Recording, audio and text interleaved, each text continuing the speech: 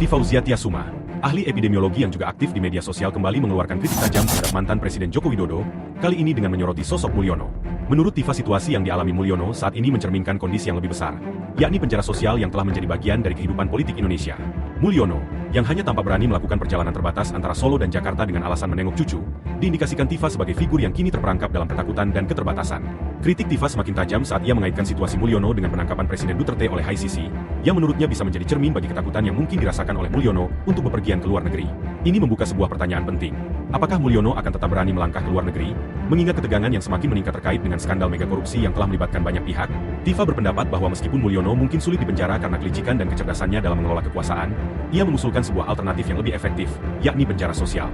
Penjara sosial menurut Tifa akan menjadi cara yang lebih ampuh untuk menghadapi sosok yang memiliki banyak tameng dari kalangan pejabat, dari yang paling tinggi hingga tingkat desa, yang berfungsi menutupi keberadaan korupsi yang merajalela. Lebih jauh, Tifa mengungkapkan keprihatinan mendalam terhadap sisa hidup Mulyono, yang menurutnya akan terus terpuruk dalam bayang-bayang skandal dan korupsi yang tak kunjung usai. Seiring dengan terungkapnya satu demi satu kasus korupsi selama dekade terakhir, Tifa merasa tak ada seorang pun yang terhindar dari keterlibatan dalam jaringan korupsi yang besar ini. Situasi ini, menurutnya, tidak hanya merugikan para pelaku, tetapi juga membawa dampak buruk bagi kehidupan rakyat.